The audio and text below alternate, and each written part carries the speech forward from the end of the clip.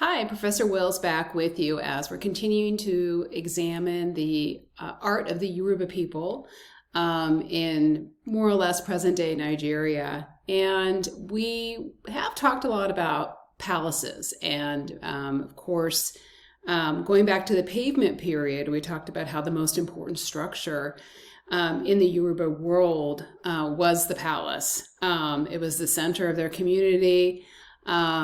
And if we now fast forward to the early 20th century, you'll find that's still the case. The palace continues to be the heart of the community. And up until modern times, even the king was confined there with his retinue, almost treated like a high priest. What we have surviving is the sculpture associated with the palace. And it was made by our first known Yoruba artist, and his name was Olowe of Ise. He created these figurative sculptures that adorn the porch of the palace entrance. And of course would provide the first impression of the palace for anyone arriving to that location or in the courtyard during rituals and performances. In addition, he's responsible for several doors to the palace that are sculpted in relief and offer a rich narrative of the times in which the Yoruba king lived in that period of the early 20th century. So let's take a look at what I mean by this and head to the PowerPoint.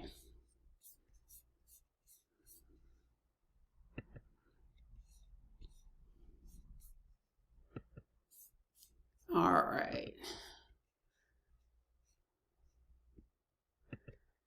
There we go. A little better view there for you. Okay. In the small Yoruba kingdom of Ikere, it's here that you find this palace. Our first known artist sculptor, Olowe of Ise, you can see his name right here. And as you approach the courtyard of the palace, there is this porch overhang that is supported by carved wooden sculptures that function as posts, and they're known as veranda posts. Dating from the early 20th century. And there are three of them that we're going to take a look at. The center one you can see in this full color image on the right-hand side.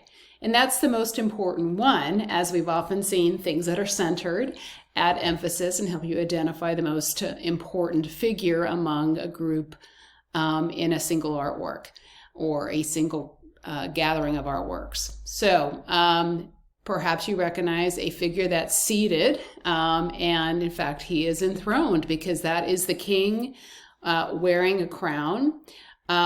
Much like we saw in the carved ivory objects in our earlier lessons, you can see the addition of a bird motif at the tip of the crown.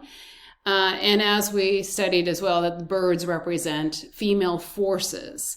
And the idea of female forces is very important to the concept of power, the source of power and strength from the female side, and what they bring to the world is very important in the worldview and idea of power for Yoruba kings. So not surprisingly, we see that continuing here. And of course, shown seated or enthroned is a classic example of showing a sovereign's power as well. Behind him, you can see a very tall woman with blue pigment. This likely could represent one of his queens, probably his principal queen. But the fact that she is standing behind him as if she has his back, it's another way to communicate that female forces are bolstering him, strengthening him from the rear as well. Additional figures, there's two more figures that are females. You have a kneeling female figure at the king's feet. There is another one holding a fan we can't quite see, but to the left you could, and then a kind of a trumpeter blowing a whistle. Those female figures also, again, add to the female forces to represent his power. In addition, on his crown, you can just make out these faces. The faces represent ancestors.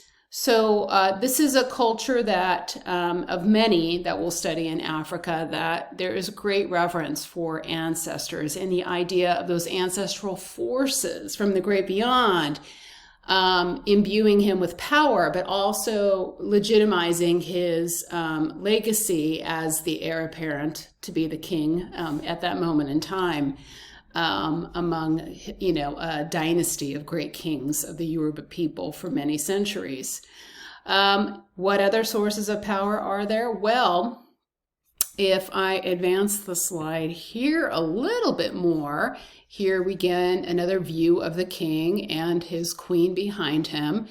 The woman standing here is another female. And again, another example of female forces, but perhaps demonstrated more in a everyday way. She's standing with two twins, and actually Nigeria is famous for its likelihood that you would bear twins in that part of the world.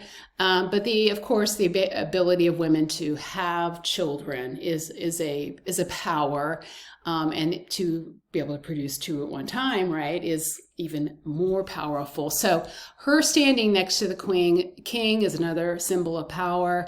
And then finally, this figure here is shown in the image on the right.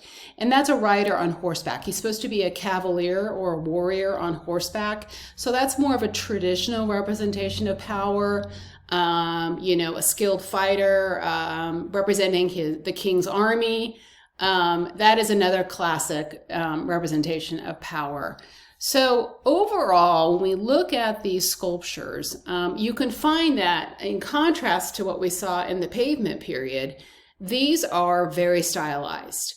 You start to see, an elongation of the necks, faces that are almond shape, breasts that are conical, a disproportionality going on here too. You have this incredibly tall woman and a very small king, as well as other small, tiny figures as well. But really what's interesting is how the king is represented. And the fact that the king is so small and that he isn't, covered in muscles like we saw, that we will see in the Benin Kingdom, or that we have previously seen in the art of Nubia, is interesting. Usually size and muscles, that isn't often communicated in tandem with depictions of rulers and kings. But we don't need that. The Yoruba have already communicated that this man is powerful through the female forces, through the ancestral forces, through the might of his army. So that is not necessary at all. Moving on quickly, again, another view of some of the sculptures at the Ikere Palace. You might see in this grainy photo a set of doors. And this is what we're going to take a look at next, as another example of the work of Olowe of Ise. This is another masterpiece associated with him. It's the door from the Ikere Palace, carved in a hard wood in a sculpted relief around the same time in 1910 to 1914. So if you look at the door here, you can see it's made up of a grid of bands of information here.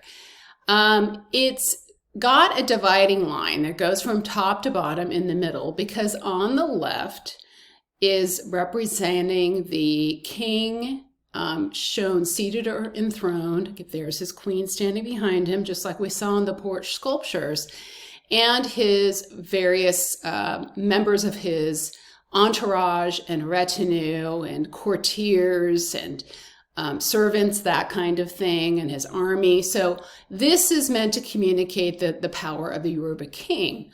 On the right-hand side, in mirror image, is a different but similar description of power. But this power comes from outside the Yoruba kingdom.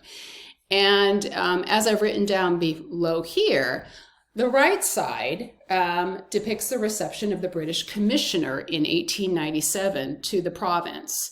And he's shown, the commissioner, being carried in a litter by two Africans. So wearing his pith helmet, he represents, the flow of the British and other foreign occupiers in this heavily colonial period. Keep in mind, too, that the terrible massacre that happened in the nearby kingdom of Benin, that we'll talk about, really opened up the eyes of surrounding kings and chiefs who, have to, assert their authority and their power while engaging in a diplomatic way with these powerful outsiders that are arriving to Africa. So the contrast between the two is really striking. Kind of like a face-off, if you will. But what you also see Olowe Avise showing is men in shackles and chains, how the change to Africa is happening, where people are being dominated, enslaved, and of course, the outcome in many parts of Africa was quite grim and horrendous. Thank you for joining me.